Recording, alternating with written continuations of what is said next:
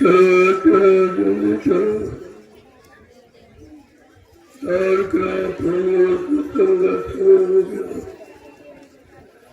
लोग सामने आ गए बैठे ताकि एक वचन कृष्ण में आए। सत्संग वचनों का असर प्रभाव सीधे मन पे पड़ता है, तब ये मन अपने गुनाहों को कबूल करता है कि मैंने कितना अच्छा किया, कितना बुरा किया, कितना पाप किया, कितना पुण्य किया, कितना सुख किया, कितना असुख किया। वैसे शैतान मन किसी से मानने वाला नहीं। इसने बड़े बड़े ऋषि मुनियों को, योगियों को, महर्षियों को, ब्रह्मचारियों को धराशायी कर दिया। ऐसा शैतान मन हमारे सबके अंदर रह रहा है, लेकिन हमने आपने आज तक इसको न निकाल पाया, न कंट्रोल नियंत्रण कर पाया। और ये मन बराबर मनमानी किया करता, इसकी जब ऐसी इच्छा होती है, अपनी इच्छा की पूर्ति के लिए आपके शरीर को साथ में लेकर अगर काम की इच्छा हुई तो काम की इच्छा को पूरी करा लिया, क्रोध की इच्छा हुई तो क्रोध की इच्छा को पूरी करा लिया, लोभ मोह अहंकार की इच्छा हुई तो लोभ मोह अहंकार को पूरा करा लिया। और आप इस मन का कुछ नहीं कर सकते। तो तुम्हारे अंदर बैठा सच्चा सूरवीर वही है जो अपने दुश्मन मन पर विजय प्राप्त करे। ये मार काट करना ये बहादुरी वीरता नहीं है, ये तो हिंसा और हत्या। हिंसा हत्या कभी बहादुरी वीरता नहीं होती। इसलिए संत महापुरुषों ने समझा के कहा, बड़ा बैरी ये मन घट में, इसी को जीतना कठिना, पड़ो तुम इसी के पीछे और सभी यत्न तजना। अब कलयुग में आपको कुछ नहीं करना। पहले के जितने साधन थे कलयुग में संत महापुरुषों ने निषेध कर दिया, क्योंकि कलयुग का जीव कमजोर है, भोगी विलासी है, शक्तिहीन है, विवेकहीन है, चरित्रहीन है। लिहाजा पहले युग की साधना कलयुग के जीवन से नहीं हो सकती। इसलिए गोस्वामी जी महाराज ने रामचरितमानस में उत्तरकांड में लिखा, यह सब समझा दिया कि कलयुग के जीवों, तुम्हें अपने समय में कौन सी पूजा करना, कौन सी साधना करना। कलयुग योग यज्ञ नहीं दाना, एक आधार नाम गुणगाना। कितना साथ आता कलयुग में योग जब तक हवन पूजा पाठ कुछ नहीं, क्योंकि आपका तन गंदा, मन गंदा, खान पान गंदा, इंद्रियां गंदी, देखना सुनना उठना बैठना बोलना चलना सोचना समझना करना कराना सब गंदा। गंदगी में कोई पूजा स्वीकार नहीं होती। इसलिए संत गोस्वामी जी महाराज ने कलयुग के जीवों के लिए बड़ा साथ लिखा, ये कलिकाल में साधन दूजा, मन क्रम वचन गुरु पर पूजा। इस कलियुग में दूसरी कोई साधन, कोई पाय पूजा पूजा नहीं है, केवल अपने गुरु को मनसा वाचा करना, उनके आदेश का पालन करना। इसलिए साफ साफ शब्दों में कहा कि कलयुग केवल नाम धारा, सुमित सुमित नर उतर धारा। ये कहते तो है लेकिन समझ के नहीं कहते कलयुग केवल नाम धारा, कहते सीताराम राधे श्याम। बात कलयुग की है और तुम त्रेता द्वापर को शामिल कर रहे हो। कलयुग में कौन सा ऐसा नाम, क्योंकि हर युग की ये परंपरा विधान है कि हर युग में नया पुरुष नए नाम को जगा के लाया और उसी नाम से उसने काम किया। एक ही नाम नहीं रहा। सतयुग में हरि नाम, त्रेता में राम नाम, द्वापर में कृष्ण नाम। तो इसी तरह कलयुग का भी कोई नाम होना चाहिए। वो तो आपको किसी ने आपने बताया नहीं, केवल संतों ने भेद खोला। सर्वप्रथम कबीर दास आए, उन्होंने साहब नाम जगाया। शिवदयाल सिंह महाराज ने राधा स्वामी नाम जगाया। ये राधा स्वामी कोई आदमी इंसान का नाम नहीं है, लेकिन आप टेका दे के फंस जाते हो। अरे नाम वही जो काम करे। अपने समय के जीवों के लिए शिवदयाल सिंह महाराज ने राधा स्वामी नाम जगाया था। उस समय जिन लोगों ने उस नाम को लिया और नाम की महिमा जानी, और उनका काम शिवदयाल सिंह महाराज ने कर दिया। तुम्हारा काम तो नहीं होगा, वो तो काम करके चले गए। अब तुम्हारा काम, तुमने अपने काम की कोई खोज नहीं की। गुरु नानक जी महाराज आए, उन्हें वाहे गुरु नाम जगाया, और बाबा जी ने जय गुरुदेव नाम जगाया। कोई नई बात नहीं है, ये हर युग की परंपरा है, हर युग का विधान है, हर युग का प्रभु परमात्मा का नाम अलग अलग है, लेकिन तो सब टेकी बन गए। जैसे कबीर पंथी के लोग टेकी बन गए। कबीर कबीर चिल्लाते, कबीर कोई आदमी इंसान है। काया वीर कबीर, जिनको अपनी काया शरीर पर नियंत्रण कर लिया और इंद्रियों को वश में कर दिया, वो कबीर है। बात समझने की, जब तक संतों के परमार्थी वचन नहीं सुनोगे आपकी समझ में कुछ नहीं है। क्यों? संत वचन अटपटे और झटपट लखे न कोई, और जो झटपट लखे तो चटपट दर्शन हो। ऐसे वचन है। कहा 12 साल वो संत की टोली, तब समझ में आवे एक बोली। 12 वर्ष लगातार संतों की शरण में पड़े रहो, उनके वचनों को याद करते रहो, उनके आदेश हुक्म का पालन करते रहो, समय के नाम की कमाई करते रहो, तब कहीं एक आध वचन आपकी समझ में। इतने मतलब यदि रहस्य नहीं, और तुम गए 2-4 दिन रह के हम सब समझ गए, और जरा सी कोई बात आई तो फिर घेरे नहीं लगा। इसलिए समझदारी से काम करो। उलझन से उलझ जाएगी, सुलझाने की कोशिश करो। जब आप उलझे हो, तुम्हारा मन उलझा है, तुम्हारी इंद्रियां उलझी है, इनको सुलझाओ। जब तक सुलझाओगे नहीं, तुम्हारी उलझन खत्म नहीं होगी। एक एक वचन को बड़ी सावधानी के साथ, क्योंकि ये वचन मोल नहीं बिकते, किराए पर नहीं मिलते। ये संतों की मौज पर निर्भर है। जीवों पर कब कैसी मौज हो जाए, दया हो जाए, कृपा हो जाए, मेहरबानी हो जाए, और आपको वचन मिल जाए जिससे तुम्हारा बचाव हो जाए। हर तरफ से आप बचाओ। वचन बचने बचाने का काम करते। वचन कोई भाषण स्पीच प्रवचन के लिए नहीं होते।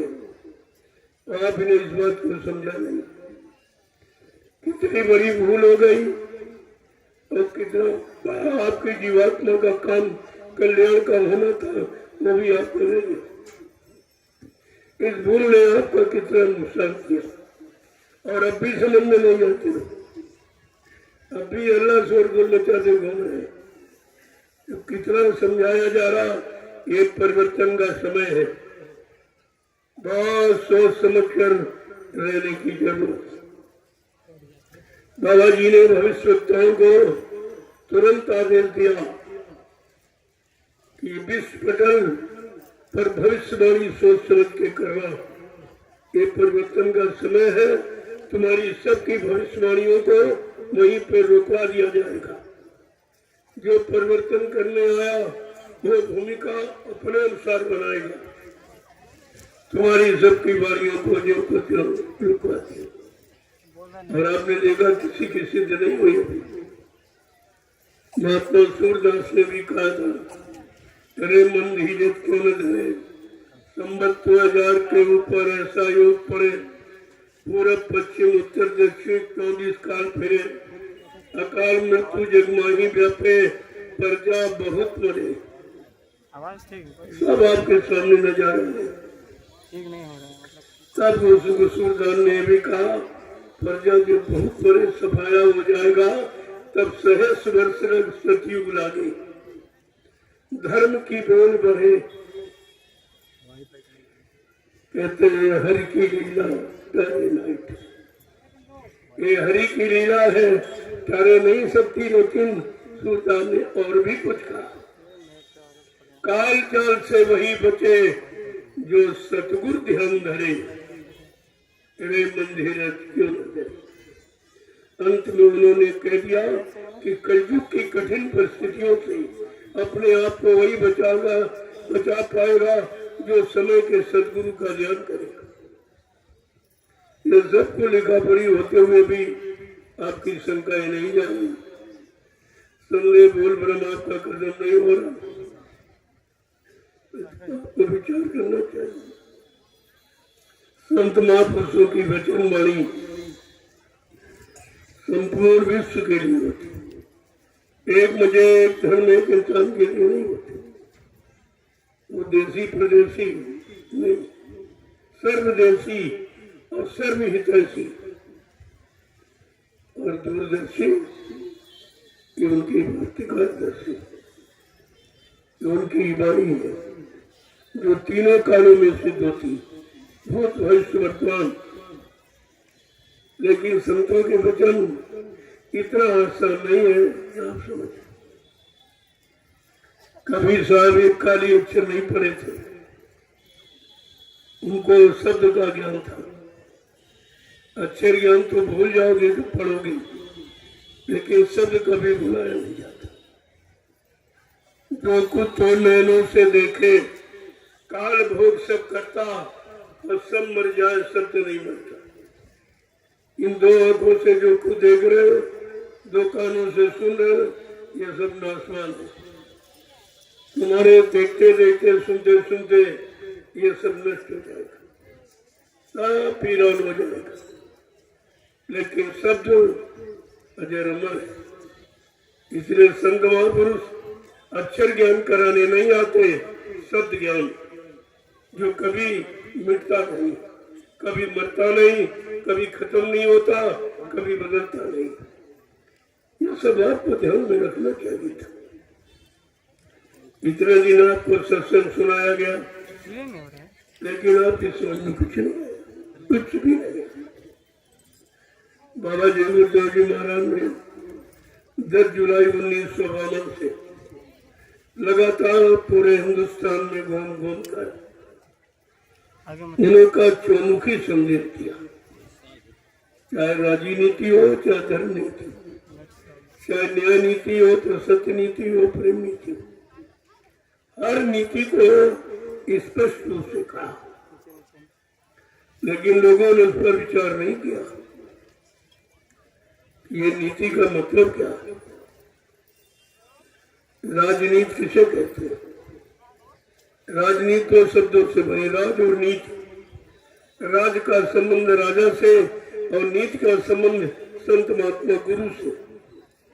जब गुरु संत महापुरुष राजा को सच्ची नीति सिखाते थे, तब राजा राज्य करता था, अपनी इच्छा से नहीं, उनके विचारों के अनुसार।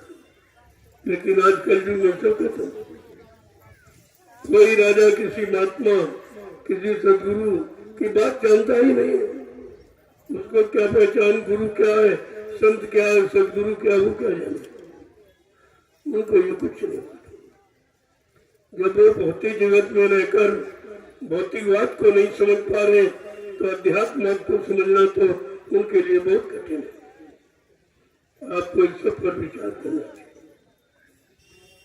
बाबा जी ने अपना संकेत इशारा सब पहले से किया, ताकि किसी को मेरे बारे में कोई भूल भ्रम संदेह न हो। कोई शंका न हो। उन्हें अपना पूरा परिचय दिया कि मैं किस काम के लिए आया हूँ और कौन सा काम करके जाऊंगा। बड़ा स्पष्ट कहा था, मैं परिवर्तन करने आया हूँ, परिवर्तन करके ही जाऊंगा। कोई माई का लाल हमें इस परिवर्तन से न रोक सकता है, न मेरा काम कोई कर सकता है। क्या ऐसा किसी ने कभी कहा है या कोई कह रहा ये कर सकता है? इतना चैलेंज, तो फिर भी आप नहीं समझ पा रहे कि सृष्टि को चैलेंज कौन कर सकता। कहा था, मैं कलयुग का इतिहास बनाने आया हूँ। ऐसा इतिहास बनाऊंगा जो भूते न भविष्यते, सतयुग त्रेता द्वापर के लोग अपने अपने युग का इतिहास पढ़ना भूल जाएंगे। मैं इसी भारत भूमि पर ऐसा चमत्कार करके दिखाऊंगा जिसको हिंदुस्तानी नहीं सारा विश्व नमस्कार करेगा। इससे और स्पष्ट परिचय क्या हो सकता? ऐसा तो किसी ने नहीं कहा। तो आपको तो विचार करना चाहिए। जो इस तरह का चैलेंज कर सकता है वो कौन हो सकता है? वो कितना बड़ा शक्तिमान समय का बर्बाद होगा, जिसकी वाणी में इतना प्रभाव का एक दिन सारा विश्व मेरे झंडे के नीचे नतमस्तक हो जाएगा। क्योंकि ये झंडा किसी आंटी पार्टी, किसी आदमी इंसान का नहीं, ये प्रभु का झंडा है। प्रभु के झंडे के नीचे एक दिन सारा विश्व नतमस्तक हो जाएगा। तब उसके सच्ची सुख शांति मिलेगी। क्योंकि जितने झंडे देख रहे हो अपने अपने स्वार्थ, लोभ, लालच और मान सम्मान अधिकार के झंडे, कुर्सी के झंडे, लेकिन झंडा प्रभु का और प्रभु की सारी सत्ता।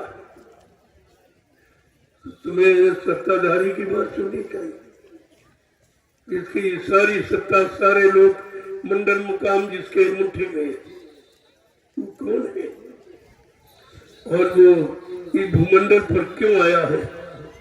क्या जरूरत पड़ गई जब लोग सबको भूल गए, ऋषि मुनियों को भूल गए, योगी योगेश्वरों को भूल गए और गुरु को भूल गए और संतों को भूल गए, सदगुरुओं को भूल गए।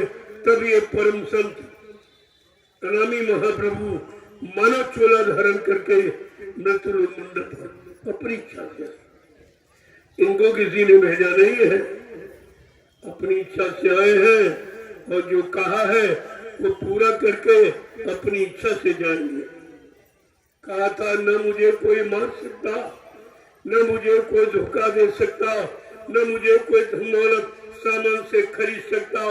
मैं अपना काम करने आया हूँ, काम करके ही जाऊंगा। अगर जरूरत पड़ी अपने काम को पूरा करने के लिए तो इसी शरीर में 400 वर्ष तक रहूंगा और काम करके ही जाऊंगा। आप भूल कैसे? गुरु के वचनों को भुलाने का परिणाम देखा, दर की ठोकरें खा रहे। अब तुम्हारी कोई सुनने वाला नहीं, कोई मदद करने वाला नहीं है, कोई बीमारी परेशानी से हटाने वाला नहीं है, कोई लड़ाई झगड़े से बचाने वाला नहीं है। ये सब क्या है? अरे कुछ तो विचार करना चाहिए, लेकिन समझ में आपके नहीं आ रहा। मैं तो रोज ही आपके सामने कहता हूँ और कहता रहूंगा जब तक आपकी समझ में नहीं आएगा, क्योंकि ये वचन लागू होने वाले, ये ऐसे नहीं कहे जा रहे, कोई हवा में नहीं सुना जा रहा कि लागू होंगे, और जब तुम्हारे सामने लागू होंगे और देख लेना। कहा था, जिन लोगों ने भारत की कमाई, मजदूरों की, काश्तकारों की, छोटे कर्मचारी अधिकारियों की, छोटे व्यापारी दुकानदारों की, जो कमाई लूट कर विदेशी बैंकों में भर रखे। अभी तो मैं कहता हूँ ले आओ, अच्छी बात है। तुम ये समझते हो कोई जानता नहीं है, महात्माओं से तुम बच नहीं सकते। उनके पास ऐसा कैमरा है, वो सब तुम्हारा देख रहे हैं।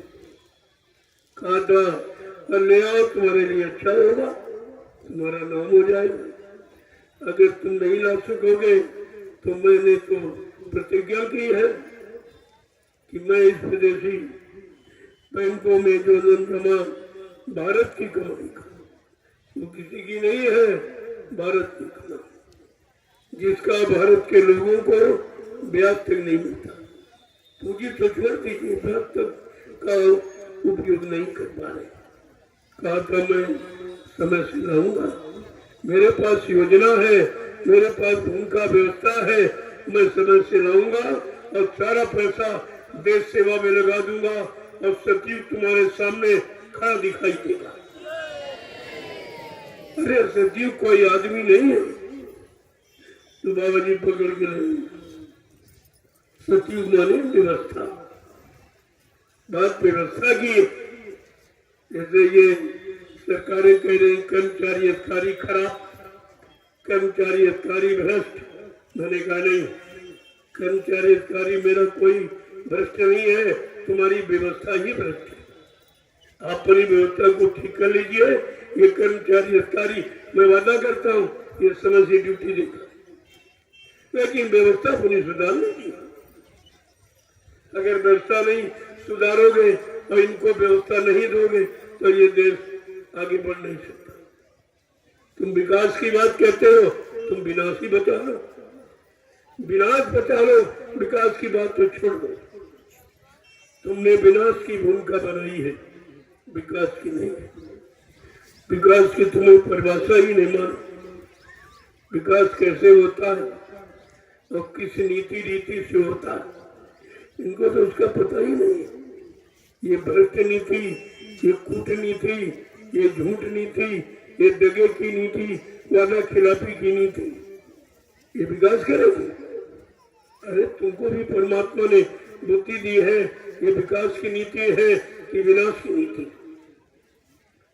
इसलिए इशारे में सब कुछ सुनो, धीरे धीरे सब आपके सामने मजा रहा, देखते रहिए। नहीं समझ पाओ तो देखते रहिए भाई, और समझना तो पड़ेगा। कब तक मार खाओगे? मार खाने की भी एक सीमा है, कब तक आप मार खाओगे? लेकिन जब तुम्हारा सब कुछ समाप्त हो जाएगा उस समय तुम क्या करोगे? अभी तो बच सकता है, अगर जाग जाओ तो अभी समाज, परिवार, देश बच सकता है, और नहीं माने तो विनाश तो निश्चित है, उससे कोई नहीं बच सकता। अगर संत महापुरुषों की बात न मानो तो तुम्हारे हाथ विनाश ही लगेगा और कुछ नहीं। सारा इतिहास गंदा हो जाएगा, राजाओं का, बादशाहों का, सम्राटों का, ये जितना भी इतिहास सब गंदा हो जाएगा। लेकिन बात इनके समझ में नहीं आती। मैं 12 बरस से लगातार पूरे हिंदुस्तान में यही राष्ट्रीय मंच यानी लगाकर सबको जानकारी दे रहा हूँ, सबको, देश और समाज, परिवार के बारे में, लेकिन कुछ नहीं, तो सुनने को तैयार भी नहीं। ये महात्माओं की बात इनको जहर सी लगती है, बिल्कुल सुनने को तैयार। जैसे महात्मा विदुर की बात किसी को अच्छी नहीं लगती, सबको जहर लगती थी, अविनाश हो गया। वो महात्मा की बात को न मानने पर महाभारत विनाश देखकर सुना, आपने देखी। केवल महात्मा की बात न मानने पर ये महान आत्माएं, ये देव समाज, परिवारों को बचाने के लिए आती। ये अपने स्वार्थ, लोभ, लालच, मान सम्मान, अधिकार, राजपाट, धन दौलत पाने के लिए नहीं आते। इनका ये काम नहीं है। इनका काम है देश समाज का सुधार और जीवात्मा का उद्धार, दोनों काम करने आते। इनकी समझ में कुछ नहीं आता। ये तो तुम्हारा ये भौतिक जगत का काम नहीं कर पा रहे, इसलिए आपको कुछ नहीं मिल रहा। अध्यात्म की बात तो छोड़ दो, तो जानते ही नहीं है अध्यात्म क्या। अध्यात्म की बुद्धि के परे जो भौतिकवाद में रह रहे और खा पी रहे, ऐसो आराम कर रहे, तब नहीं समझ पा रहे कि जैसी तुमको जरूरत है ऐसी जनता को भी जरूरत है। ये केवल अपनी जरूरतें पूरी करते हैं, अपनी शान शौकत, अपना ऐशो आराम, अपना विषय भोगों में मस्त है। जनता कहाँ जाए क्या हो, कोई मतलब नहीं। ये भारतीयता नहीं है। बात आप समझ लीजिए।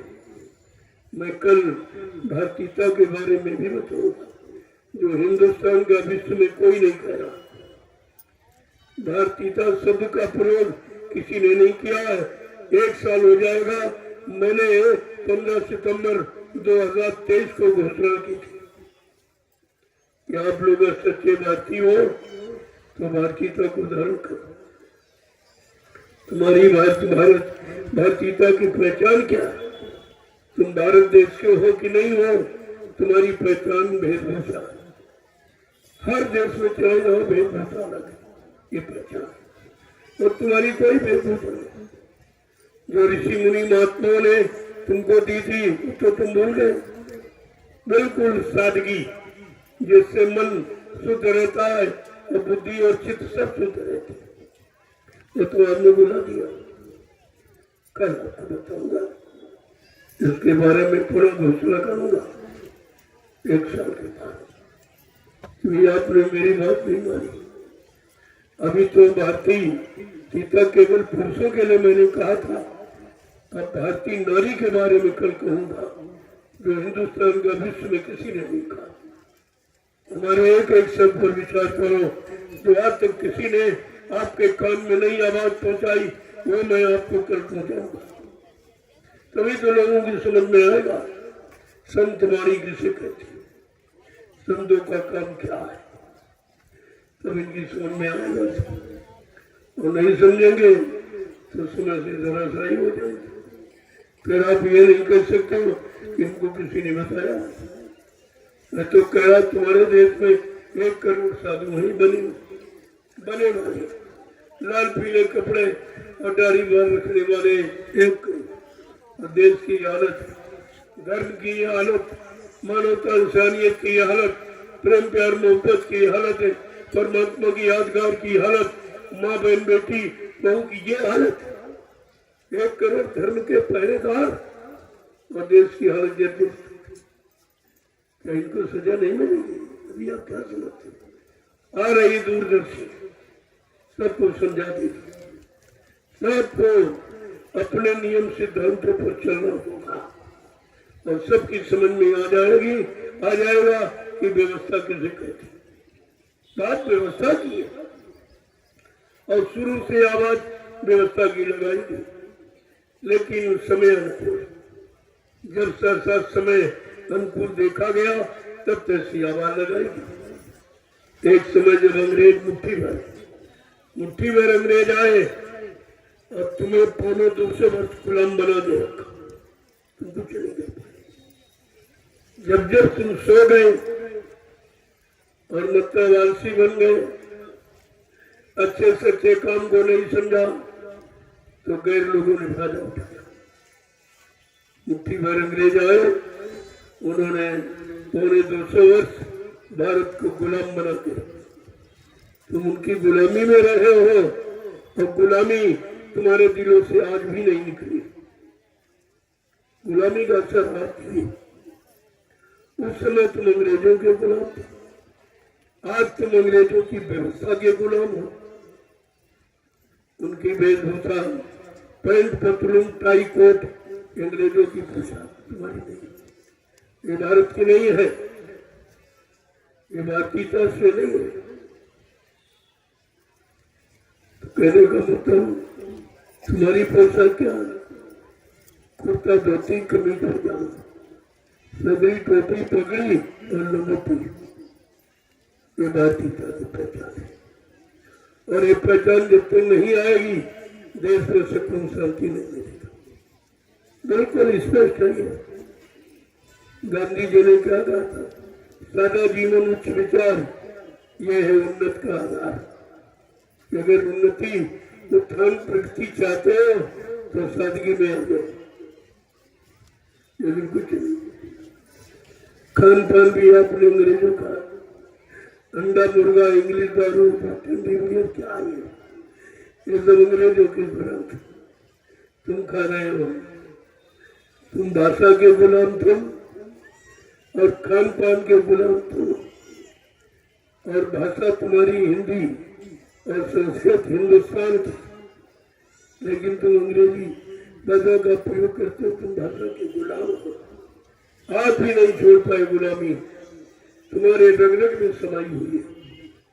जब अंग्रेज गए तो उन्होंने गांधी महात्मा से कहा, देखो मैं तुम्हारे देश को छोड़ के जा रहा हूं, कुछ नहीं लिए जा रहा हूं, लेकिन ऐसी छाप डाल दी कि 350 वर्ष भारत अपना सुधार नहीं कर पाएगा।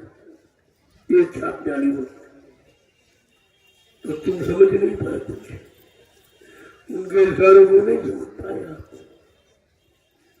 तुमने अपनी भाषा हिंदी, संस्कृत, दो वाणी, देवताओं की भाषा तुम्हारे यहाँ संस्कृति, और हिंदी जिनमें रोचकता, मधुरता, मिठास और जिनमें उत्साह और प्रेम से भरा हुआ है, हिंदी भाषा भूल गए आप। तो आपने किया क्या? तुम कहते आ जाओ, हम कहते पक्के गुलाम, अब तुम पक्के गुलाम। उस समय तो अंग्रेजों के गुलाम थे, अब तुम उनकी बनाई व्यवस्था के गुलाम। जो व्यवस्था छोड़ गए उसी में रह रहे हो, तुम्हारी जीवन की जीने की कोई व्यवस्था नहीं। ये सब सुन लीजिए आप, मैं भी इशारा कर रहा हूँ, आगे समय आ रहा, तब आपको ये सब सोचना पड़ेगा, समझना पड़ेगा, तो करना पड़ेगा। अगर परिवार, समाज, देश में सच्ची सुख शांति चाहती तो, और किसी से सुख शांति न मिलने वाली है न आने वाली है। कौन ले आएगा? कहाँ रखी सुख शांति? वो उठा के ले आएगा। सुख और शांति तुम्हारे अंदर है। पहले अपने अंदर झांक के देखो कि सुख शांति हमारे अंदर से क्यों जा रही है, कि हम गंदगी के आदि हो गए। गंदा खान पान करके, यानी आहार करके अपने विचारों को गंदा कर लिया, और विचार गंदे हो गए तब आपकी सोच गंदी हो गई, और आपका देखना सुनना, उठना बैठना बोलना चलना सब गंदा, और आपके कर्म गंदे हो गए, तो जैसे कर्म को सफलता हो गया। अब फल आपको मिल रहा है, ये बीमारी, वो परेशानी, ये लड़ाई झगड़ा, मतलब ये सब तरह की बात समझ में आ जाएगी। थोड़ा और समय निकलने दो, और परेशानियां बढ़ने दो, और बीमारियां बढ़ने दो, तब तुम्हारी समझ में आएगा। तुम अच्छाई सच्चाई को समझना ही नहीं चाहते। आत्मा तो चाहते कि सब बच जाए, तुम बचाओ, तुम्हारी आल औलाद बचाए, तुम्हारा परिवार, तुम्हारा सामान, ये सब बच जाए, लेकिन तुम उनकी बातें नहीं सुनते। उनकी बात तुम्हारी समझ में नहीं आ रही, बेफालतू का शोर गुल मचाते हो। इससे जो होने वाला नहीं वो बात कहते हो। अरे जो होने की वो करो, और होनी तुमको मालूम नहीं कि आगे क्या होने जा रहा है, कौन सी व्यवस्था बनने जा रही है, कैसा परिवर्तन होने जा रहा, वो तो तुम्हें मालूम नहीं है। आइडिया, अंदाज कभी परिवर्तन को पूरा पूरा नहीं कर सकते।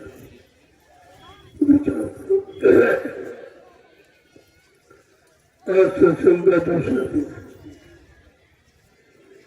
आज प्रेमियों की संख्या देखिए, ये कुशीनगर है, होना चाहिए खुशी नगर, और है बेचारा दुखी नगर।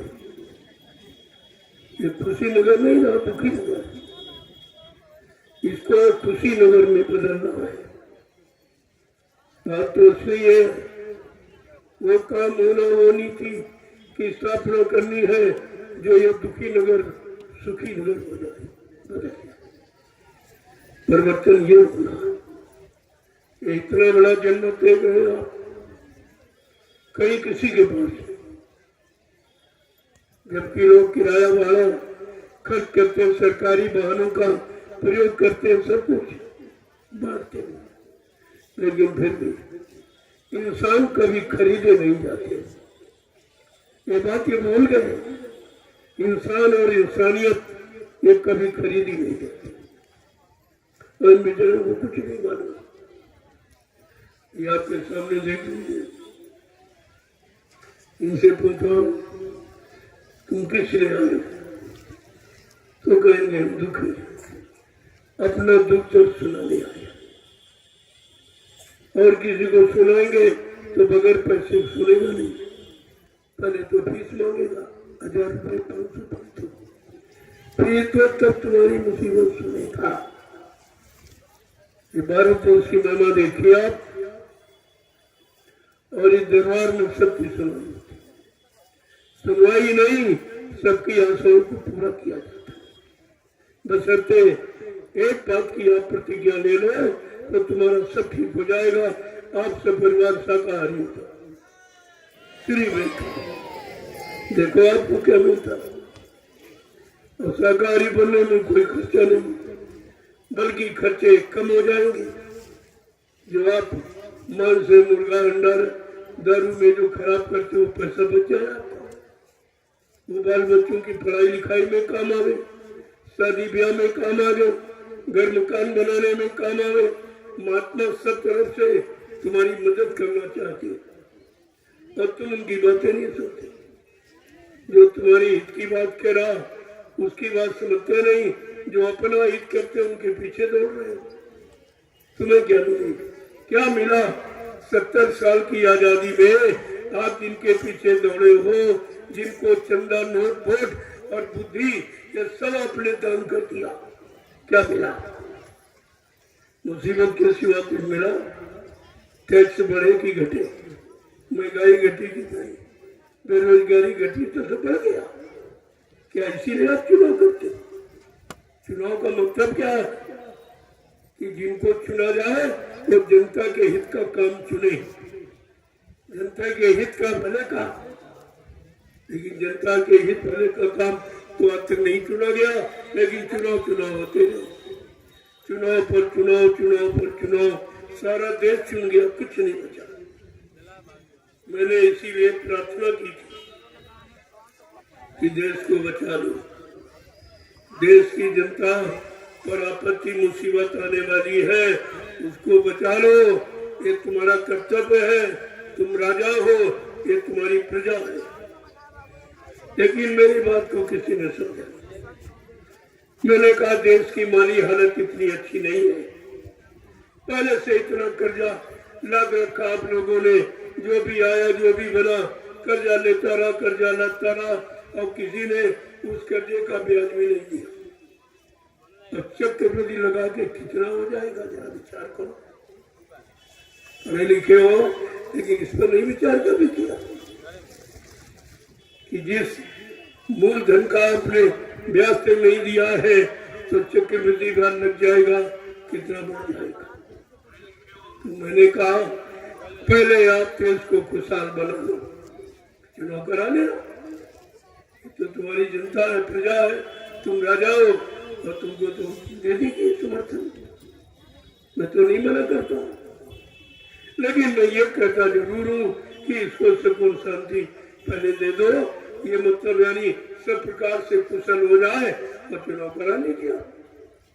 लेकिन एक भी बात नहीं, मैंने कहा ये चुनाव 2024 का ये मतलब राजा और प्रजा दोनों के लिए अच्छा नहीं होगा, बात नहीं मानी। और आपको तो बताया नहीं लोगों ने आज तक, एक पंचवर्षीय चुनाव का खर्चा कितना होता, ये भी चोरी की गई जनता के साथ। 70 अरब रुपए एक चुनाव का खर्चा, बताइए, इतना महंगा चुनाव, काम कुछ नहीं, सब काम अपना, अपनी व्यवस्था, अपनी संशोधन, अपनी कुर्सी कैसे बचे, अपना पद कैसे बचे और कैसे सुरक्षित रहे। लेकिन जनता बार मुझे कोई मतलब नहीं, जब वो इतना सोचा एक व्यक्ति, तुमको करोड़ों में हो, क्या परमात्मा ने तुमको बुद्धि नहीं दी? नहीं सोच सकते, नहीं विचार सकते? जो तुम्हारा काम नहीं कर रहा, निरंतर धोखा दे रहा है, झूठी शपथ कसमें खा रहा, ईश्वर को साक्षी करके, जो ईश्वर को कभी नहीं मान रहा तो तुम्हें क्या मानेगा? जो भगवान को नहीं मान रहा वो इंसान को क्या मानेगा? आपको इस पर विचार करना चाहिए। कहना तो बहुत कुछ है, ये 70 साल का दुख 1 घंटे में बयान नहीं किया जा सकता, लेकिन इशारे में मैं जानकारी आपको सब देता, और ये कोई नहीं देता, ये जानकारी कोई नहीं देता। मैंने कहा अरे भाई, तुम सब लोग एक ही काम करना चाहते हो, देश को खुशहाल बनाना चाहते हो, तो इतनी पार्टियां क्यों बना रहे? काम सबका है कि उद्देश्य सबका है कि लक्ष्य सबका है कि, तो इतनी पार्टियां, इतनी दुकानें क्यों खोल दी? इतनी दुकानें खोलने मतलब जानते हो, हर दुकान अपनी आमदनी करना चाहिए, तुम्हारे से कोई मत। और तुमको कभी दुकान पर, कभी दुकान पर, कभी दुकान पर, ये दुकानें तो अलग अलग है, लेकिन विक्रेता वही है पहले थे। इनमें कोई बदलाव नहीं, इनकी नीति में कोई बदलाव नहीं, तो तुम्हारा काम होगा तो कैसे होगा? इस पर तुम्हारा विचार करना ही होगा। मैं तो केवल अभी इशारा करता हूँ। मैंने कहा 2024 का चुनाव टाल दीजिए, आपके लिए, आपकी प्रजा के लिए अच्छा होगा। मैं तो दोनों का लाभ चाहता हूँ, लेकिन एक भी बात नहीं, मुसीबत आके खड़ी हो गई। ये हर बार कहते हैं ये करेंगे, ये करेंगे, ये करेंगे, अब ये तक करेंगे कि तो तारीख निश्चित ही नहीं, कब करेंगे, कहाँ से शुरुआत करेंगे, किस प्रांत से शुरुआत करेंगे काम की? अरे 70 साल में अगर काम की शुरुआत की गई होती तो सारा देश खुशहाल हो जाता। 70 साल का समय एक जीवन है, कलयुग में आदमी 3 दिन तो जिंदा रहता, इनमें तो कुछ हुआ नहीं, तो क्या उम्मीद करते हो? कुछ होगा? होने की बात तो छोड़ दो, सुख संपदा को कहे जान बचे बड़भा, सुख समृद्धि की बात तो छोड़ दो, तुम्हारी जान बचाए वही बहुत है। व्यवस्था तो इस तरह बनती है और इसी तरह की तैयार की जाती है। इनके पास और कोई व्यवस्था नहीं, मारने की व्यवस्था है, तरह तरह के तरीके ये मारने के अपना रहे। कहते जनसंख्या बहुत हो गई। अन्नू भाई, द्वापर का इतिहास कह रहा, कलयुग के पहले द्वापर था कि 56 करोड़ केवल यदुवंशी था, उनके बाल बच्चे स्त्रियां छोड़, और जातियां कितनी थी, कितनी छोड़ी दल महाभारत में आया था, तब कोई परेशानी नहीं थी। तब कहते कृष्ण के राज में घी दूध की नदियां बहती थी, कृष्ण के राज। आज नेताओं के राज में घी दूध की नदी तो नहीं बह रही, लेकिन शराब की नदी जरूर बह रही चारों तरफ। किसी सड़क पर निकल जाओ, चौराहे पर भगवान राम कृष्ण का साइन बोर्ड नहीं, कोई देवी देवता का नहीं है, लेकिन शराब के बहुत सारे हिंदुस्तान बैठे। क्या ये हिंदुत्व है? क्या ये धार्मिकता है? क्या आप राम कृष्ण को कलंकित नहीं कर रहे हो? तो क्या मतलब उनका सम्मान कर रहे हो करके? इसने भगवान को नहीं बख्शा, तुम्हें क्या बख्शेगा? मन को भी नहीं बख्शा। तो आपको इस पर विचार करना चाहिए। अब थोड़े से वचन सुन लीजिए। महापुरुषों ने हमेशा जगाने का काम किया। जब जब आप सो गए तब तब आपको जगाने का काम किया, उनका काम है। तो इसी आते ही अगर पहले जाग जाओ समय से तो तुम्हारा सब कुछ बच जाएगा। अभी आपके सामने आवाज दी जा रही कि नींद त्यागो जरा आँख खोलो, नींद त्यागो जरा आँख खोलो, नींद त्यागो जरा आँख खोलो, नींद त्यागो जरा आँख खोलो, कब तलक यूं ही सोते रहोगे, कब तलक यूं ही सोते रहोगे, पाप गठरी पटक दो जमी पर, पाप गठरी पटक दो जमी पर, कब तलक पाप ढोते रहोगे, तलक पाप ढोते रहोगे,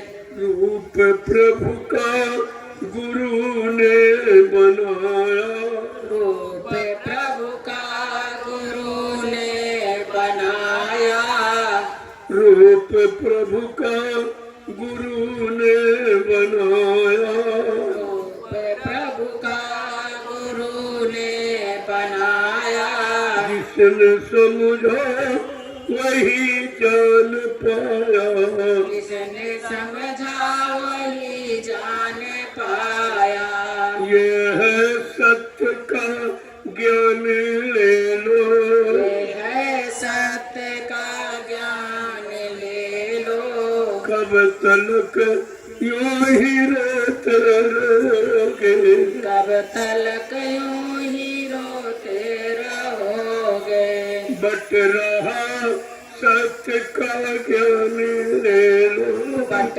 रहा सत्य का ज्ञान ले लो, वरना हरदम ही रोते रहोगे, वरना हरदम ही रोते रहोगे, नींद त्यागो जरा आँख खोलो, नींद त्यागो जरा आँख खोलो, कब तलक यूं ही सोते रहोगे, कब तलक यूं ही सोते रहोगे, पाप गठरी पटक दो जमी पर, पाप गठरी पटक दो जमी पर, कब तलक पाप ढोते रहोगे, कब तलक पाप ढोते रहोगे, ऐसा किसी ने नहीं कहा कि आप पाप गठरी से संतान कीजिए, इतना सरल थोड़ी है। जिनको भगवान कहते हो त्रेता के रूप द्वापर के, उन्होंने भी ये नहीं कहा। श्री राम का इतिहास बता रहा कि उन्होंने तो अपने पिता को नहीं मार दिया था, राजा दशरथ का। अपराध क्या कि धोखे में भक्त श्रवण कुमार की हत्या हो गई।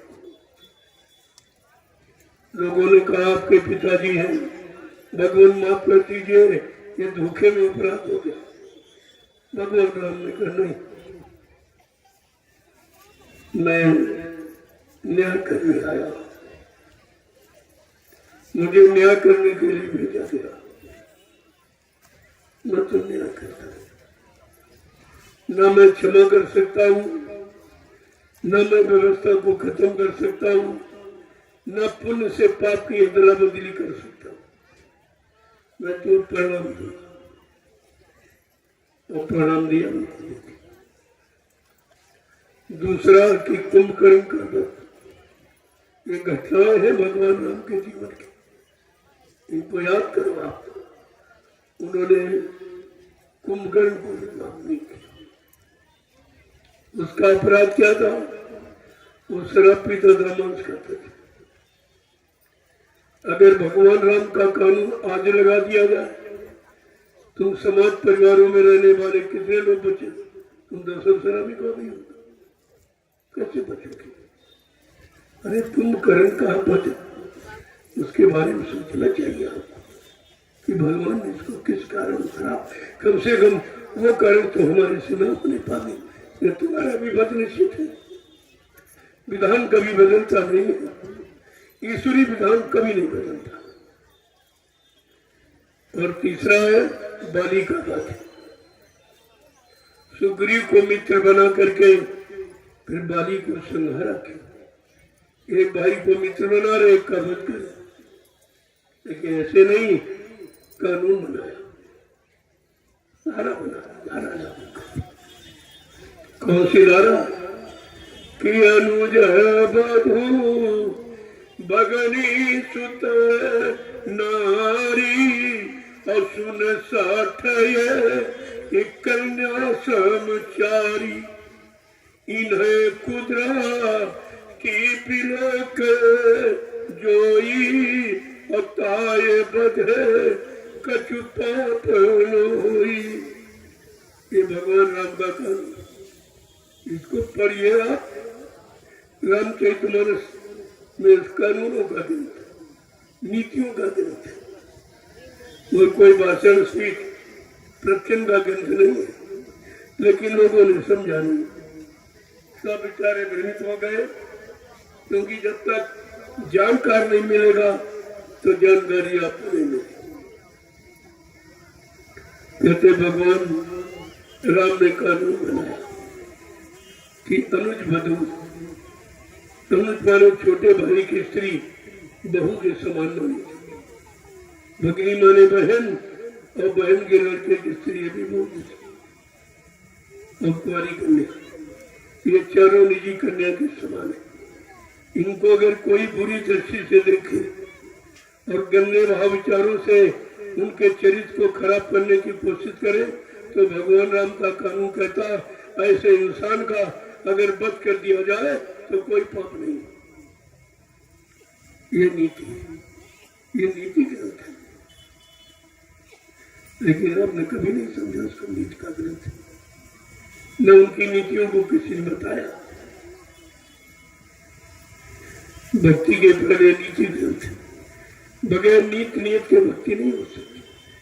अगर नियत अच्छी है और नीति अच्छी तो आप भक्ति भी कर लोगे, भक्ति भी ऐसे नहीं होती।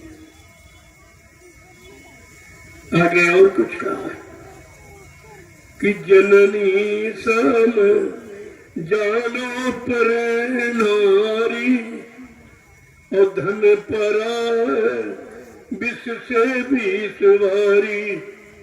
ये तो और कठिन। प्रेमियों, ये सीताराम की पूजा, अगर सीताराम का प्रेमी कोई बैठा हो तो कान खोल के सुन ले। तुम सीताराम के पुजारी हो तो कि सीताराम से सजा पाने के अधिकारी हो। पूजा का मतलब उनकी नीति, उनके नियम सिद्धांतों को मानना, उस पर चलना, अपने जीवन को उसके अनुसार बनाना, उसे पूजा कहते हैं। तो तुमको ऐसी पूजा सिखा दी गई, यहाँ शराब भी पीते पूजा भी करते, शराब भी पीते पूजा भी करते, गंगा भी नहाते रमा नहीं पड़ते, कोई पाबंदी कोई कानून नहीं, कोई कानून कोई पाबंदी नहीं। तो कहते हैं श्री राम को मानते। अरे श्री राम चरित एक ही है। श्री राम ही श्री रामचरित मानस, और श्री रामचरित मानस ही श्री राम। लेकिन ये वोटों के लिए तो मानते हैं श्री राम, लेकिन नीति के लिए, सिद्धांतों के लिए, वसूलों के लिए ये रामचरित मानस को बिल्कुल नहीं मानते।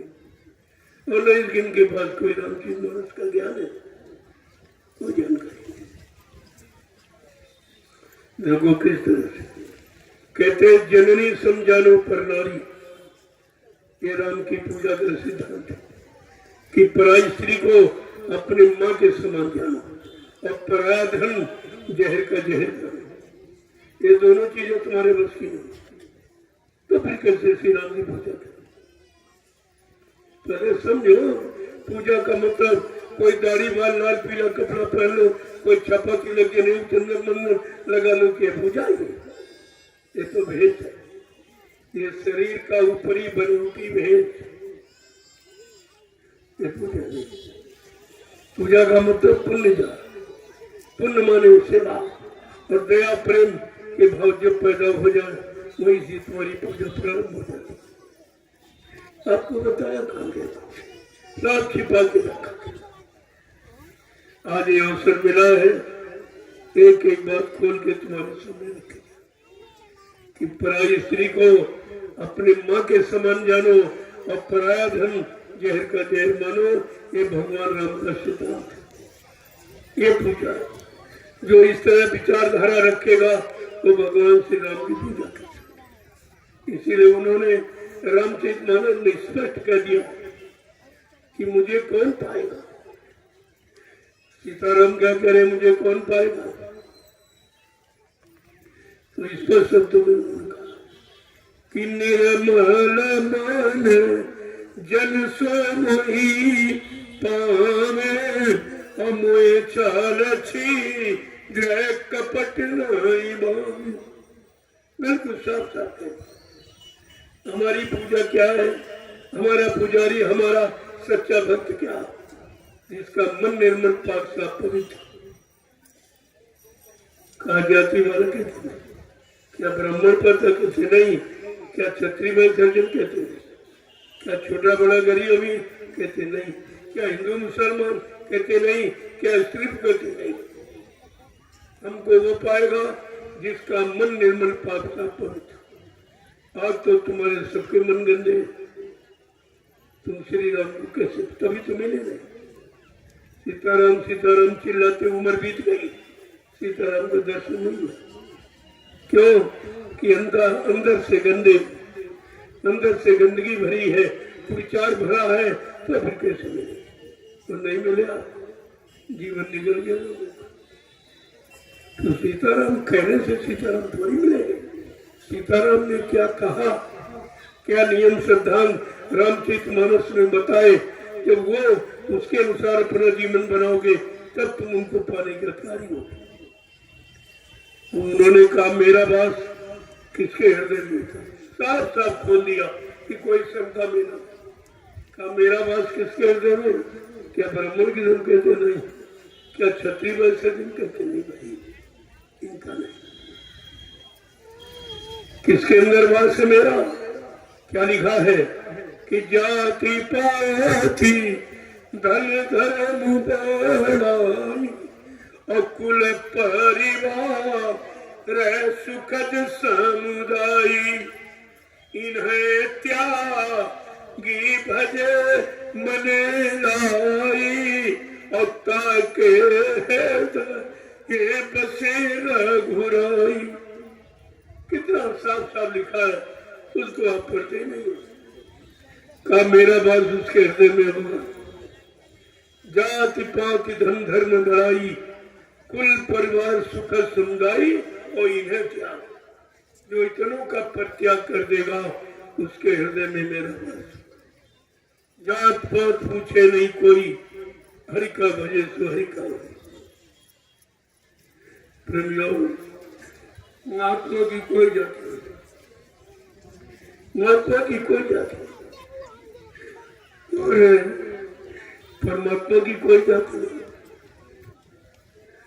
और भक्त की कोई जाति नहीं, भगवान की कोई जाति, गुरु को कोई जाति नहीं, शिष्य की कोई जाति नहीं। ये जाति पाति से परे है। ये सबके लिए आते हैं, सबके हित कल्याण के लिए आते हैं, सबको लाभ देने के लिए आते हैं, समान रूप से। इनमें कोई फर्क, कोई अंतर नहीं होता। तो महापुरुषों ने खोल करके कहा, रे भाई तुम कब तक सोते रहोगे?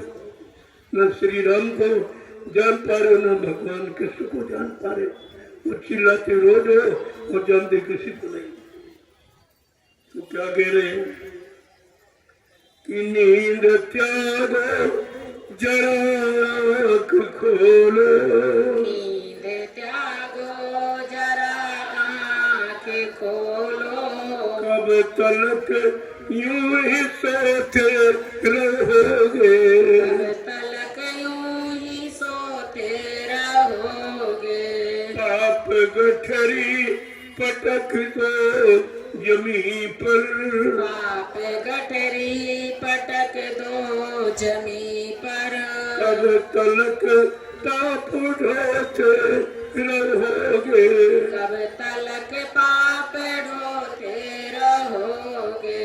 भेद प्रभु का गुरु ने बनाया, वेद प्रभु का गुरु ने दिया है, वेद प्रभु का गुरु ने दिया है, वेद प्रभु का गुरु ने दिया है।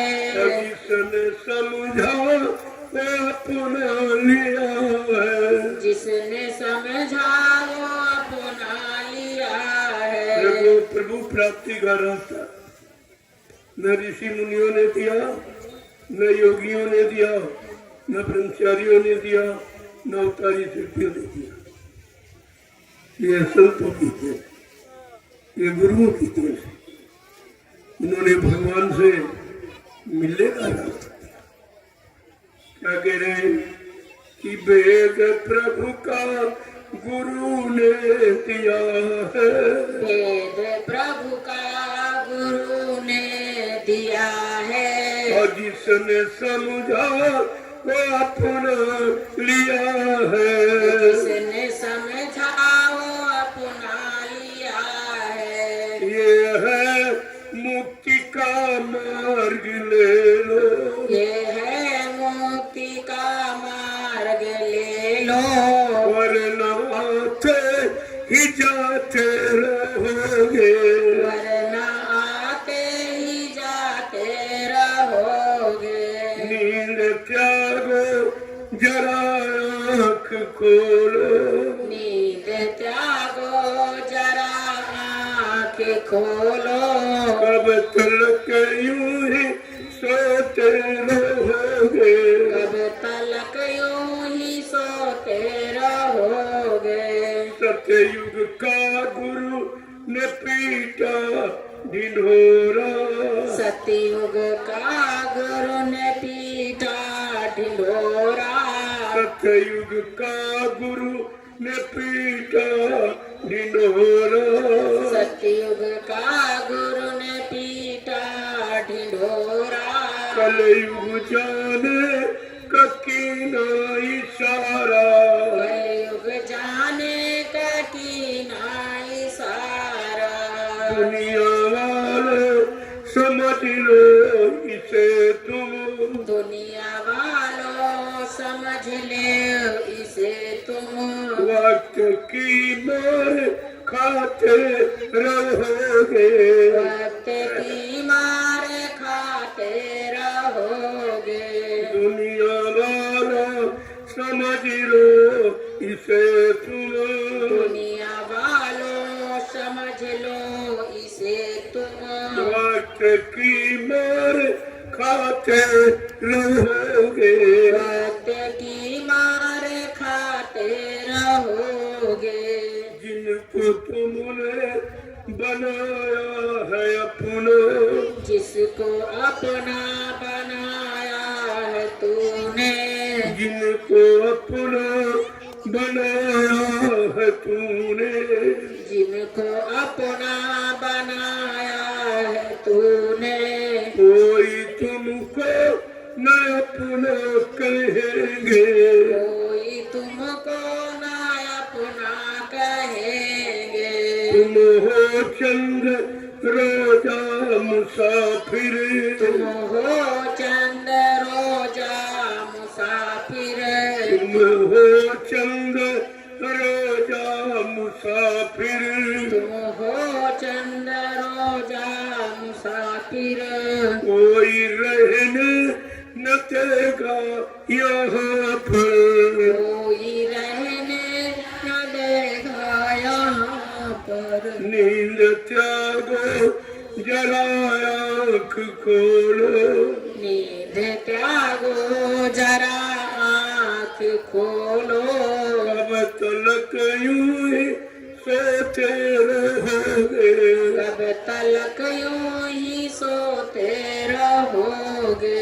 पाप गठरी पटक दो जमी पर, पाप गठरी पटक दो जमी पर, कब तलक पाप ढोते रहोगे, कब तलक पाप ढोते रहोगे।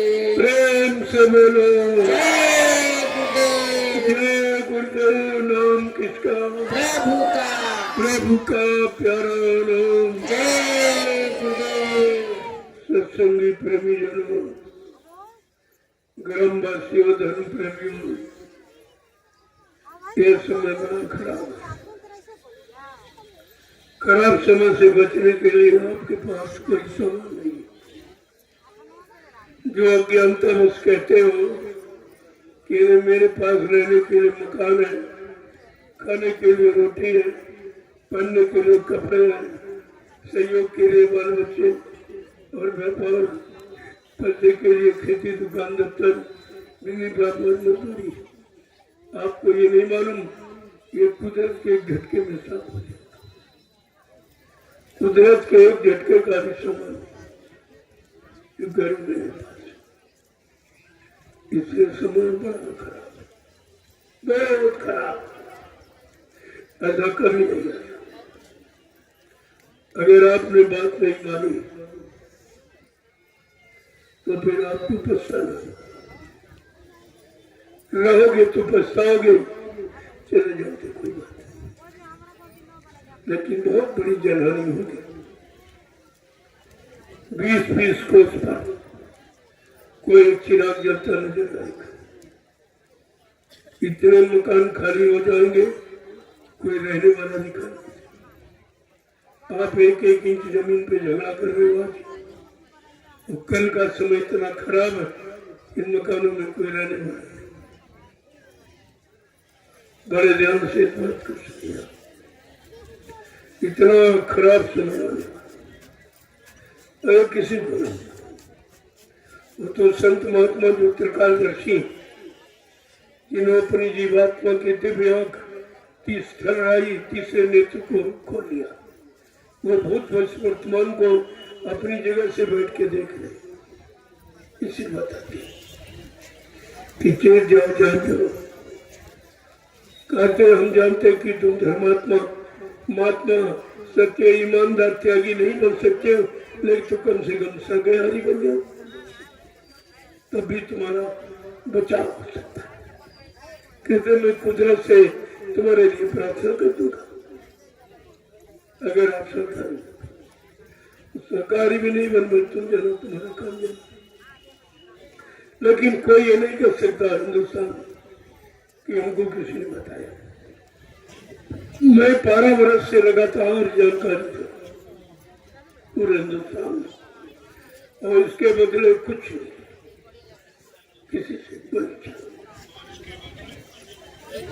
जो बचाने आया है वो सामान की इच्छा नहीं रखता, उसके पास बचाने की चिंता। और लोगों को तुमसे सामान दान देते हो, रुपया पैसा, धोती रोटी लंगोटी लेने की चिंता, या तुम्हारे बचाने की चिंता। वो किसलिए कि ये मानव मंदिर बार बार नहीं मिलेगा। ये सच्चा मंदिर है, ये मनुष्य पंचभौतिक शरीर है, ऐसा मंदिर कहीं नहीं। ये तो ईंट पत्थर का मंदिर आपने, ये इंसान ने बनाया, और ये आपका मनुष्य मंदिर ये भगवान ने बनाया। अब आपको विचार करना चाहिए कि भगवान अपने वाले में रहेगा कि तुम्हारे वाले में। तुम्हारे वाले ईंट पत्थर मकान में कभी आया तो कोई बता दे, किसी ने देखा, किसी को मिला, बताया। इनमें न कभी आया है, न है, न कभी आएगा। ये उसके रहने का मकान नहीं है, उसके रहने का मकान आपका मनुष्य शरीर, जिसमें उसकी चेतन जीवात्मा विद्यमान है। ये मंदिर है जिसमें परमात्मा की चेतन मूर्ति बैठी, तो तुम नकली मूर्तियां खरीद के वहां लगाते हो, वहां तो कुछ नहीं। कोई मूर्ति नहीं बोलेगी, कुछ नहीं कहेगी, न आशीर्वाद देगी, न वरदान देगी, कभी तुम्हारी समझ में नहीं आता। संत महात्मा सही सच्ची बात बताते, कहते आलोचना करते, कहते महात्मा नास्तिक है, जो सच्चे आस्तिक है उनको नास्तिक बताते। नास्तिकता तो तुम्हारे में भरी है, जहाँ कुछ मिलने वाला नहीं उसी में अटके भटके पड़े और समझने का भी प्रयास नहीं करते। एक तो जानते नहीं हो सही सच्ची अच्छी बात, और कोई अच्छी सही बात बताए तो मानते नहीं हो। ये दो बीमारी आपको लग गई तो समय खराब है। उसी समय से बचाने के लिए ये अभियान जारी किया गया। एक बार फिर इनको जगा दो, फिर इनको शाकाहारी बनने का संदेश दे दो। ये अपने आप को बचाए, अपने परिवार बाल बच्चे औलाद को बचा दे। आगे भी समय खराब और सब करेगा, क्योंकि सब खराब हो गए, कोई नहीं बचा। पहले लोग कहते कि मुसलमान मतलब मांस खाता होता, अब उनसे ज्यादा हिंदू खाता, उनसे ज्यादा हिंदू खाता। कहाँ हिंदू हुआ? कैसे आपको अपने आप को हिंदू कहोगे? तुम्हारे हिंदुत्व तुम्हारे अंदर है? कुछ भी नहीं। रहम और दया से बिल्कुल खाली हो, परमात्मा की यादगार से बिल्कुल खाली हो, माँ बहन बेटी बहू की परख पहचान से बिल्कुल खाली हो। अपने आप को हिंदू कैसे? हिंदू परिषद बना रहा, कोई कुछ कह रहा है, जबकि जो कह रहे हैं वो अपने को हिंदू कभी नहीं कह रहे। उपजातियां बताती हम ये है, वो है, जाति है, ब्राह्मण है, मतलब उनमें तमाम उपजातियां वो बताते, वो खुद ही अपने आप को हिंदू नहीं कहते, कोई भी नहीं कहते। हिंदू परिषद वाले मेरे पास आए, तुमने कहा पहली बात ये तो अपने को हिंदू कहते हो, अपने नाम के आगे हिंदू लिखते हो? कहते नहीं। फिर हिंदू तो कैसे काम करोगे? किसी मुसलमान से पूछिए, उनमें भी जातियां हैं, लेकिन फर्क से कहेगा मैं मुसलमान हूँ। सिखों से पूछो कहेगा मैं ईसाई हूँ, यानी सिख हूँ, और ईसाइयों से पूछो कहेगा मैं ईसाई, लेकिन हिंदू कोई नहीं कह रहा मैं हिंदू हूँ। इसीलिए आज हिंदू धर्म में कुछ नहीं बचे, तो समय तो खराब आएगा, समय खराब आएगा। कल 15 सितंबर भारतीयता दिवस, जिसके बारे में सारे हिंदुस्तान का पूरे विश्व को यह संदेश पहुंचाया जाता कि हम भारतवासी हैं, हमारी भारतीयता की पहचान। जब तक हमारी पहचान नहीं होगी कौन मानेगा कि तुम भारतीय? जब तक तुम्हारी बोली भाषा नहीं होगी तब तक हिंदुस्तान का निवासी तुम्हें कौन माने कि हिंदुस्तान हो? जब हिंदी भाषा संस्कृत भाषा तुम्हारे पास आई नहीं, तुम्हें हिंदुस्तानी कैसे लोग? अरे विचारी विषय है, ये हवा में उड़ाने वाली बातें नहीं है। जब बैठ के विचार करोगे तब आपकी समझ में आएगा कि हम कितने पिछड़े हैं, कितने पीछे, सदियों से पीछे आप चले गए। वो तो कल मैं आपको बताऊंगा, क्योंकि भारतीयता दिवस कल 23 सितंबर 15 सितंबर 2023 मैंने घोषणा की थी भारतीयता दिवस की, कि सारे भारतवासियों को अपना ये दिवस मनाना चाहिए। तमाम दिवस आप मनाते हो, लेकिन अपना दिवस नहीं मनाते। ये तुम्हारा असली दिवस है। न राजा न प्रजा कोई नहीं जाना, न कर्मचारी अधिकारी कुछ कोई नहीं जानते। विद्वान विद्वान आपका महत्व कुछ जानते ही नहीं, भारतीय है ही नहीं, उनमें भारतीयता की झलक है नहीं। बात तो इसलिए जय गुरुदेव, जय गुरुदेव, जय गुरुदेव, जय गुरुदेव। नाम किसका? जय गुरुदेव। नाम किसका? प्रभु का प्यारा नाम। अब आप लोग खड़े हो जाओ, खड़े हो जाओ प्रेमियों। आप बहुत देर से बैठे, सबको उतना सुनो जितना याद है। हम नहीं कि आगे पाठ पीछे सपाट, मैंने 5-5, 6-6 घंटे सुन लेती है, लेकिन तुम्हारे पास एक सत्य भी सुन। अब मैं ना आपका समय खराब करूंगा ना उतना बताऊंगा जिसकी जरूरत, और इतना जान लो, मान लो तो तुम्हारा इसी में काम बन जाए। आपको काम बनाने से जय गुरुदेव, जोर से बोलो, नाम मिल बोलो, बोलना होगा, अभी से बोलो, कदर से हरेंगे, सब कष्ट मिटेंगे, सुख शांति भी देंगे, सबके दाता, सबके मालिक, प्रेम से बोले, ये नाम नहीं इंसान का, ये काम नहीं इंसान का, ये काम है प्रभु का। देखो ये भी हैरान हो, अब इंसानों के बस का कोई काम नहीं। आप इंसान की बात करते हो, मैं भगवान की बात करता हूँ। हमारे आपके कहने में कितना अंतर है। ये भगवान की सत्ता है। जब सत्ता में कोई कमी हो जाती है तो भगवान की जिम्मेदारी होती है, वो कोई न कोई शक्ति को भेज देता कि जाओ भाई सुधार करके आओ। अब आपको यह विचार करना चाहिए कि अब सुधार करने का समय है कि नहीं। अब अत्याचार, अनाचार, पापाचार, भ्रष्टाचार, मांसाहार चरम सीमा को क्रॉस कर इस समय परिवर्तन की जरूरत है। इस पर भी आपको विचार करना चाहिए। अब परिवर्तन की जरूरत है।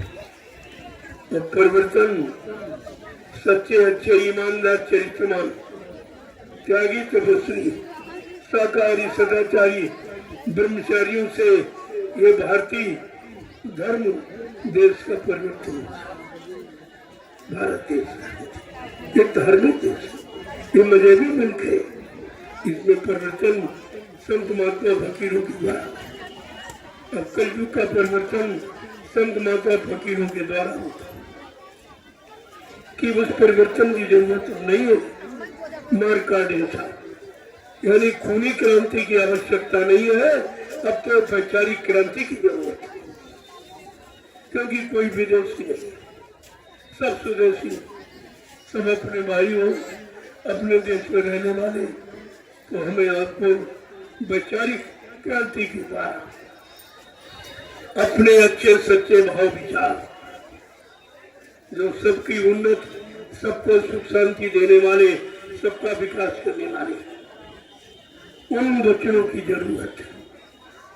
और सबको वचनों से अवगत करा और सबको अच्छा करा। जैसे चोर डकैत को गोली मार दो, ये सुधार नहीं है। इसको मोड़ के साधु बना दो, ये सुधार। क्योंकि वो भी समाज में जीना चाहता, परिवार में रहना चाहता, लेकिन उसके सामने तमाम मजबूरियां। कुछ तो मजबूरी बस खराब हो रहे हैं और कुछ एक दूसरे को देख के खराब हो। लेकिन जब वैचारिक क्रांति शुरू हो जाएगी तो सबके अंदर वह विचार बदल जाएगा। हमारे देश का इतिहास कहता, वाल्मीकि जैसे कुख्यात डकैत तो संतों की वैचारिक क्रांति ने बदल दिया। ऐसा वैसा नहीं, वाल्मीकि वह ब्रह्म समाना, ब्रह्म ज्ञानी बना दिया। ये भारत का आध्यात्मिक इतिहास है। ये आध्यात्मिक इतिहास है भारत का। बड़े बड़े चोर डकैत कतलियों को साधु बना देते हैं। उनके लिए कोई असंभव शब्द नहीं है।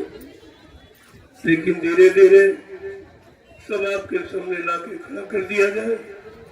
अभी आपको बताया जा रहा कि तो कोई ये न कहे कि हमको क्यों नहीं बताया, हम भी ठीक हो जाते। अगर ये बात थी तो हम भी सुधर जाते। इतना बड़ा लाभ मिल रहा है तो हम सब लोग सुधर जाते। इसीलिए आपको उस घटना के पहले जानकारी दी, जो खराब घटना आगे आ रही, उससे बचाने के लिए आपको ये सीख, शिक्षा, तालीम ये नीति आपको सिखाई। जय गुरुदेव। देखो बहुत बड़ी संख्या में ये मीडिया पत्रकार फेल हो जाएगा, गिन नहीं सकता कितने लोग और कितने अनुशासित। किसी नेता की भीड़ होती अब तो दुकानें लुट जाती, सड़कें जाम हो जाती, कोई निकल नहीं सकता, सब मार्ग एकदम अवरुद्ध हो जाते। लेकिन आप देख लीजिए जनमानस, मैं सामने अनुशासन तुम्हारे सामने पेश कर रहा हूँ। ये अनुशासन, ये प्रेम है, ये श्रद्धा सेवा भाव है। देखिए इससे काम, ये काम कैसे हो रहा है, वो भी हो जाएगा। जब ये हो गया जो तुम्हारे बस का नहीं, कितने ट्रेनें बसे ये फ्री चलाते, लोगों को पैसा बांटते, सामान बांटते, लेकिन ये भीड़ जो श्रद्धा सेवा भाव की है, ये भीड़ कोई हिंदुस्तान में इकट्ठा नहीं कर सकता। ये देखिए आप, ये तो इतिहास है, ये तो इतिहास अलग बिल्कुल है। अब सब अनुशासित एक आवाज पर बैठ जाते, एक आवाज पर खड़े। इतनी बड़ी जनसंख्या, प्रधानमंत्री मुख्यमंत्री भी इकट्ठा नहीं कर सकता, और ये अनुशासन प्रधानमंत्री मुख्यमंत्री भी कायम नहीं कर सकता अपनी प्रजा। जो हमारे संगत में सत्संगी प्रेमियों, इनको सिखाया गया कि सत्संगियों तुम्हें आदर्श बनना है, संदेश सतगुरु का तुम्हें चरितार्थ करना है, ये करके दिखाना है, एक मिसाल पेश कर देनी कि अनुशासन किसे कहते हैं, प्रेम किसे कहते हैं, श्रद्धा सेवा भाव किसे कहते हैं, गुरु भक्ति किसे कहते हैं, ये दिखाना। यही तो ये सामने है, नहीं किसी समझ में आ रहा। अब ये पत्रकार मीडिया कहाँ सो रहा, क्या जिम्मेदारी नहीं है? मैंने परमिशन दिया, ऐसे नहीं बोला, परमिशन यानी सूचना तुमको दी है और कर्मचारी अधिकारियों को कि मेरी खबर के सबके पास पहुंचा दीजिए कि आज इस तरह का अनोखा संदेश जनहितकारी और सबके हित में होने जा रहा है। ऐसे थोड़ी आया परमिशन, ताकि कोई ये न कहे कि अनुशासनहीनता, ये नियम कानून नहीं मानते। मेरा ये मिशन जय गुरुदेव केवल कानून सिद्धांतों को मानता, बाकी कोई नहीं। और इस तरह का किसी के पास जरूरत नहीं। मैं पूरे हिंदुस्तान में विश्व की बात करता हूँ, इतना बड़ा जनमानस जन किसी पास अभी तो ये कुछ नहीं। 45 करोड़ का गुरु परिवार है, अगर 45 करोड़ आ जाए तो कहीं जगह मिलेगी? जरा सोचिए आप। अभी तो इस जिले का आसपास के जिलों के लोग आए, बाकी कोई सब प्रांत होके आ जाए तो यहाँ जगह नहीं मिलेगी।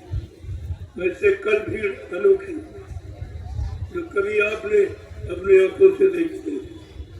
भारतीयता दिवस मनाने के लिए हर भारतीय का कर्तव्य, यहाँ कोई जात पात की बात कोई नहीं था, कोई मुख्यमंत्री और कोई इस तरह की राजनीति, कोई आरती पार्टी की, कोई चंदा नोट ये बातें यहाँ नहीं होती।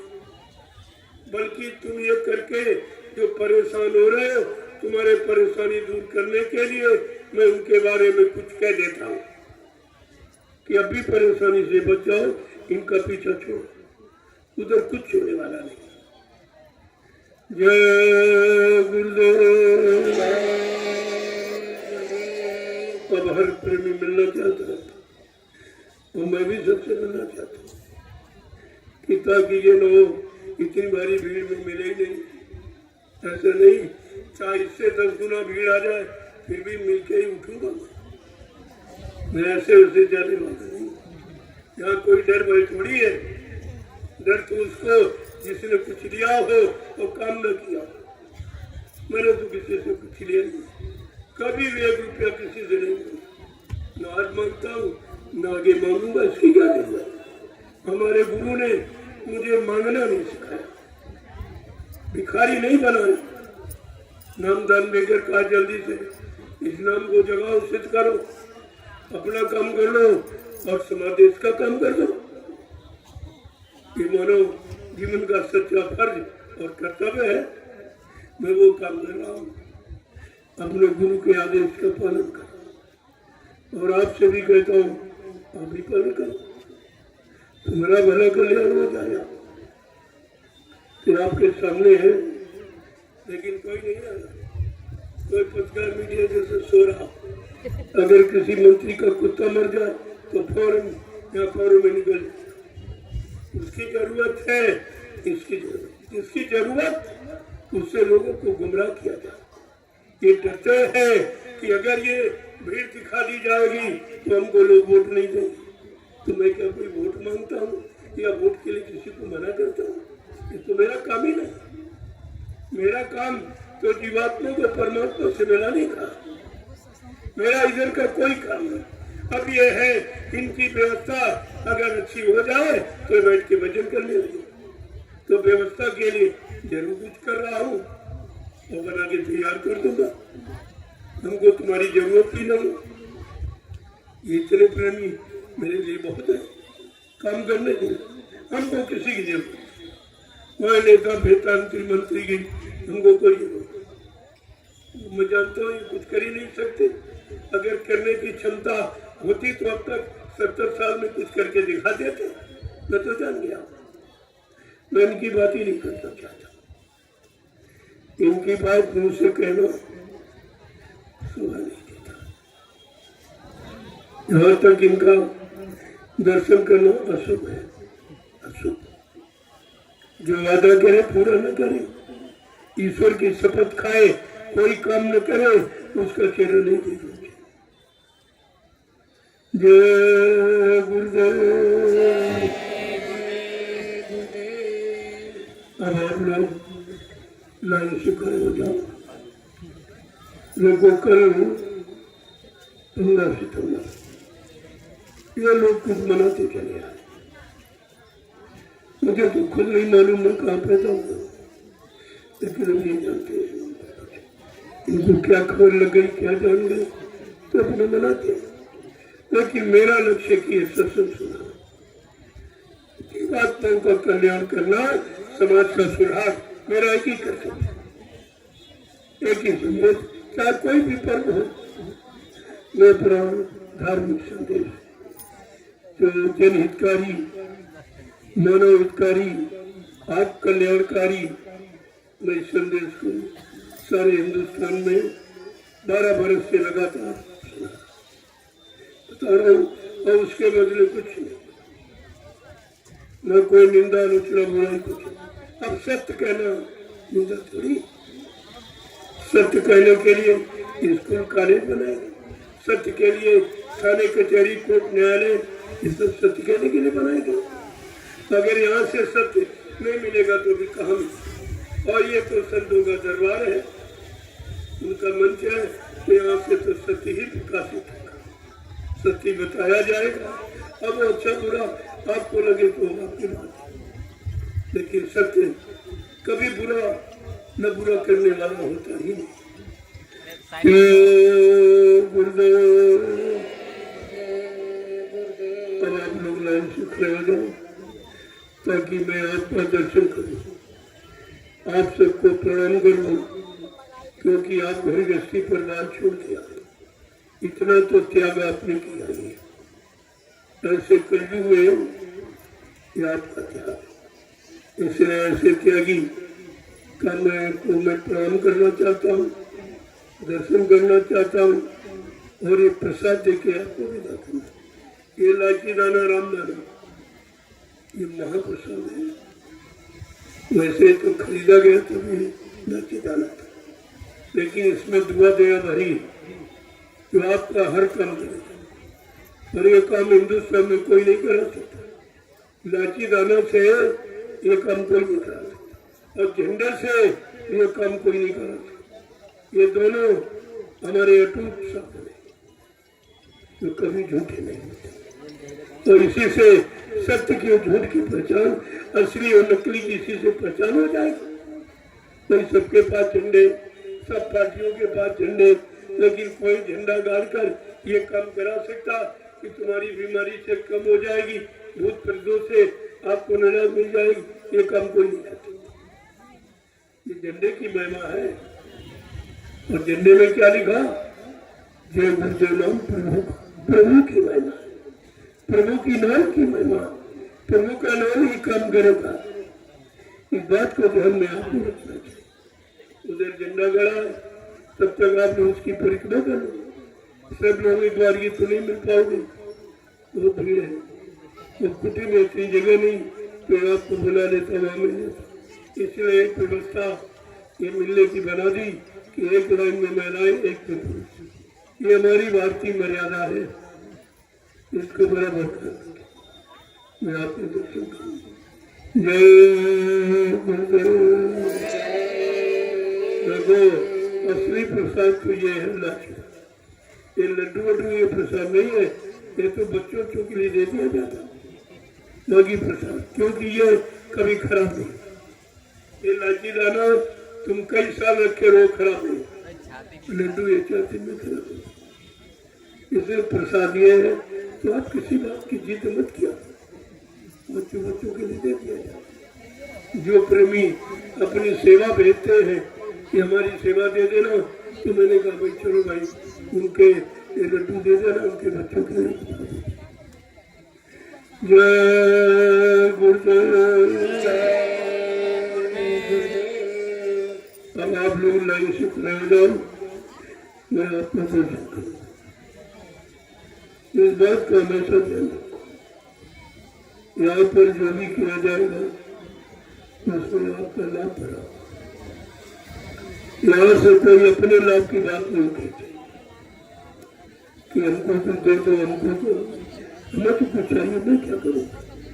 मेरे तो कोई बीवी बच्चा नहीं है जिसके लिए मैं ये रुपया पैसा इकट्ठा करूँ, तो जिसके लिए आपसे कोई चोरी करूँ, छिपा ये कर लेते। हमारे लिए तो तुम्हें सब कुछ, यही हमारा परिवार है। ये सब खड़े, मैं इनका हूँ, ये हमारे हैं, बस यही हमारा आपका रिश्ता है। और ये सबसे बड़ा रिश्ता है, जिम्मेदारी का रिश्ता है। तो इसलिए यहाँ कोई ऐसा काम, कोई दान दक्षिणा, रुपया पैसा, धोती रोटी लंगोटी, ये काम।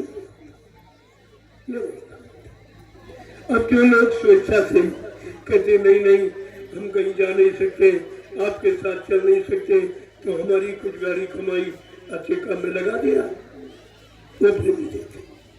तो मैंने उनका नैमिषारण्य जो 88,000 ऋषियों की तपोभूमि सीतापुर जिले में, मैं वहां तुम्हारा एक एक पाई लगा दूं, चल के आप देख लीजिए कि आपका किस काम में लगा।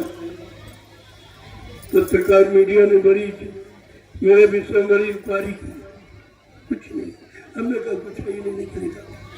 मेरा कोई बैंक बैलेंस खाता है नहीं, और मेरे नाम कोई 1 इंच जमीन है नहीं, और मेरे नाम कोई वाहन नहीं जो आप देखते हो। ये सब प्रेमियों का लिया, जो बेचारे कहीं नहीं जा सकते, व्यापार से बिजनेस से बड़े बड़े लोग जिनको फुर्सत नहीं मिलती, कहते भाई हमारा इसी तरह से प्रचार में लग जाएगा मेरी गाड़ी, तो हमें कुछ लाभ मिल जाएगा, उन्होंने दे दी। ये बम्बई संगठन थी जिसे मैं छोटा, मेरा कुछ नहीं, मेरे नाम कुछ भी नहीं। अगला व्यक्ति आपको हिंदुस्तान का विश्व में जोड़े नहीं मिलेगा, इसको किसी चीज की जरूरत नहीं। और ये कपड़े भी आप लोग देते हो तो पहन लेता हूँ, ये कपड़े भी मेरे नहीं। एक रोटी दोपहर 2 रोटी का खर्चा है, हर गरीब के घर में मिल जाए, न कोई फल फूल मेवा, न दूध घी, न कोई पेड़े यानी मीठा, ये मैं प्रयोग नहीं करता। कोई घी तेल तला भोजन, एकदम सादा, उबली सब्जी, उबली भात और ज्यादातर नमक रोटी खाता, नमक ले लिया और रोटी। कोई मिर्च मसाला, कोई घी तेल तला, कुछ नहीं। आप सोचो हमारे कुछ खर्चे नहीं, तो मैं ले ठीक है, जो आप देते हो उसको उधर परमात्मा में लगा देता हूँ, तो आपका नवी शरण में लगा दो ताकि आप देख लो। यहाँ इस तरह की धोखाधड़ी का काम नहीं होता, जो है आपके सामने। जय गुरुदेव। अब चलिए आप लोग